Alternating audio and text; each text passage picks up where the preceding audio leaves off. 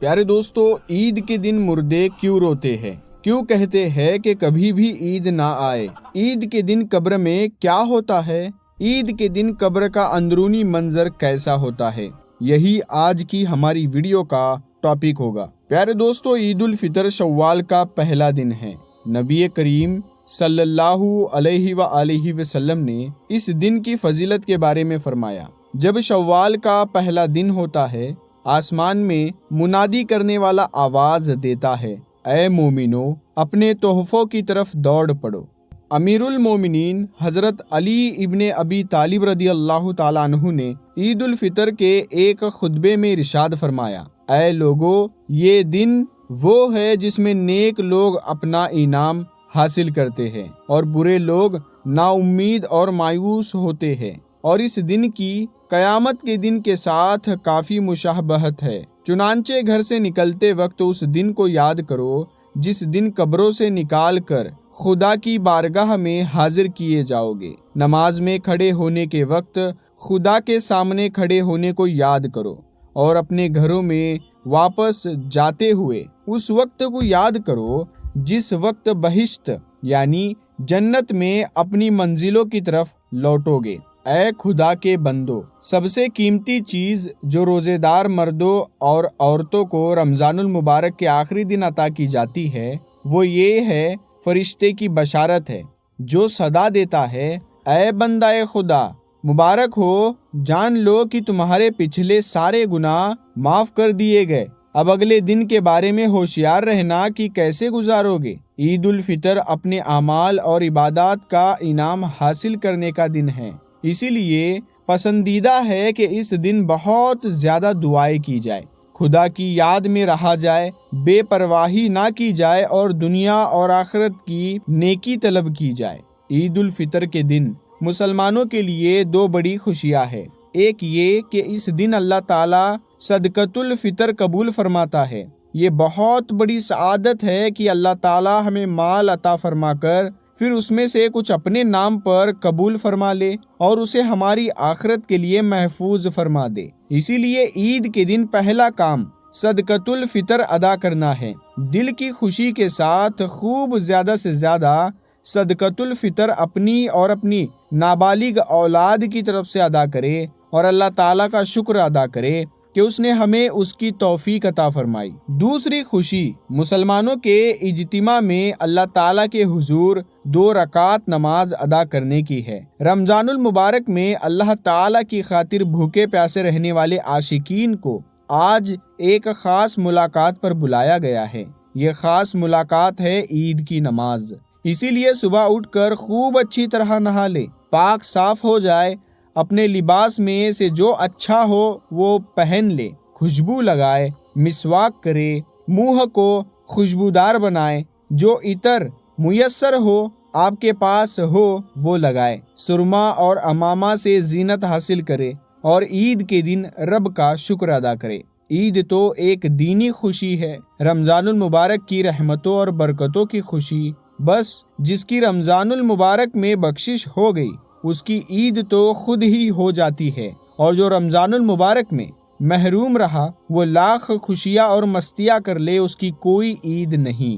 عید کا دن شکر اور شکرانے کا دن ہے۔ رب کعبہ کی قسم، دنیا انہی لوگوں کو ستاتی ہے جو موت اور قبر کو بھول جاتے ہیں، اور جو لوگ موت اور قبر کو یاد رکھتے ہیں یہ دنیا ان کے قدموں پر گرتی ہے۔ عید کا ایک دن بھی گزر جائے گا چاروں طرف دنیا کے میلے دیکھ کر اپنی غریبی اور فقیری کو داغدار نہ ہونے دے۔ جب عید کا دن آتا ہے تو مردوں میں قبروں کے اندر ایک ہلچل سی مچی ہوتی ہے، زمین کے اوپر تو ایک خوشی ہوتی ہے، عید کا دن ہوتا ہے، سارا ماحول سکون بھرا ہوتا ہے، لیکن قبر کے اندر ایک ایسا ماحول ہوتا ہے کہ اللہ پاک جو عذاب رمضان میں ان مردوں پر سے ہٹاتا ہے وہ واپس نازل ہو جاتا ہے۔ جیسے کہ آپ صلی اللہ علیہ وآلہ وسلم نے فرمایا، جب رمضان کا چاند دیکھا جاتا ہے تو شیاطین کو جکڑ دیا جاتا ہے، ان کو قید کر دیا جاتا ہے اور مردوں کے عذاب میں بھی اللہ تعالیٰ کمی فرماتا ہے۔ لیکن جب یہ رمضان کا مہینہ جاتا ہے اور جیسے ہی عید کا چاند نظر آتا ہے تو پھر اللہ تعالیٰ فرماتا ہے کہ شیطان کو قید خانے سے نکال دیا جائے اور قید سے رہا کر دیا جائے، تو ان شیاطین کو آزاد کر دیا جاتا ہے۔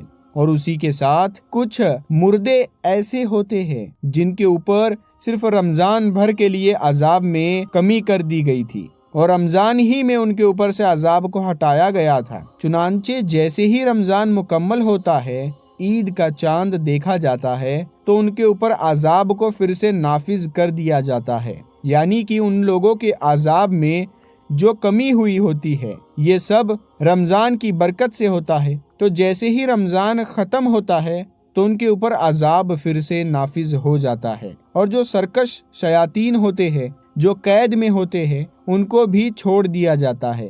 اللہ تعالیٰ نے اپنے محبوب صلی اللہ علیہ وآلہ وسلم کے ذریعے عالم برزخ کی تمام باتیں جو ہم نہیں جانتے تھے وہ ہم کو بتا دی ہے۔ اسی وجہ سے عید کے موقع پر جب ہم خوشی منا رہے ہو، جب ہمارے یہاں خوشی کا ایک ماحول ہو، تو اس وقت ہمیں اپنے مردوں کو یاد رکھنا چاہیے اور ہمیں ان کے لیے ایصال ثواب بھی کرنا چاہیے، اور ہمیں ان سے ایک نصیحت بھی ضرور حاصل کرنی چاہیے۔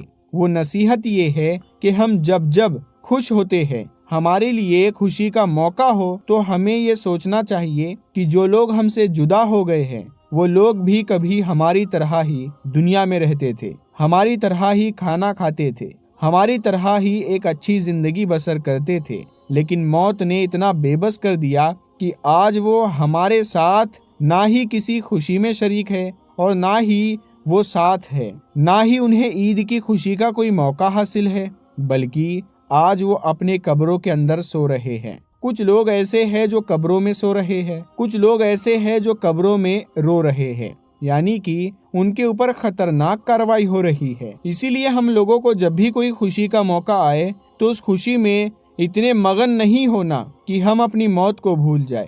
دیکھنے میں آتا ہے کہ رمضان کے بعد جیسے ہی عید آتی ہے تو لوگ گھومنے جاتے ہیں، سیر و تفریح، فلم دیکھنا شروع کرتے ہیں۔ ایسا لگتا ہے جیسے شیطان کی بجائے انہیں آزادی مل گئی ہو اور وہ بس گھومتے پھرتے رہتے ہیں۔ اس موقع پر ہمیں سوچنا چاہیے کہ ہمیں ایسا کوئی کام نہیں کرنا جس سے ہمارا رب، ہمارا اللہ تبارک و تعالی ہم سے ناراض ہو، اور ہمیں موت کو ہر وقت یاد کرتے رہنا چاہیے۔ اس کے علاوہ اس بات کو بھی آپ اپنے دھیان میں رکھنا کہ رمضان تو ختم ہو گیا ہے، جیسے اللہ رمضان میں ہم کو دیکھتا تھا ویسے ہی رمضان کے بعد بھی اللہ ہم کو ہر وقت دیکھ رہا ہے۔ جیسے رمضان میں ہم نمازیں پڑھتے تھے ویسے ہی ہمیں رمضان کے بعد بھی پڑھنا ہے۔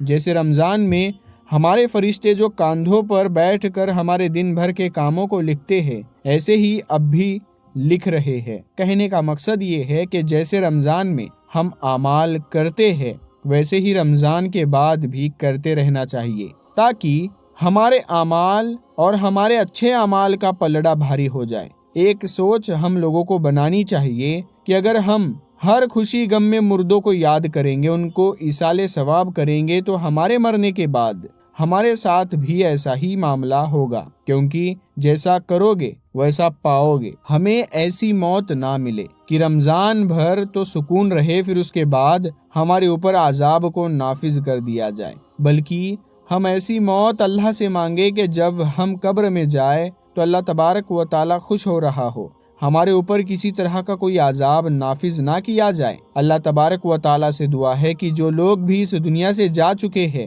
اللہ تعالیٰ اس رمضان کی برکت سے ان کے اوپر سے ہمیشہ ہمیشہ کے لیے عذاب کو ہٹا دے، اور جب ہمارا وقت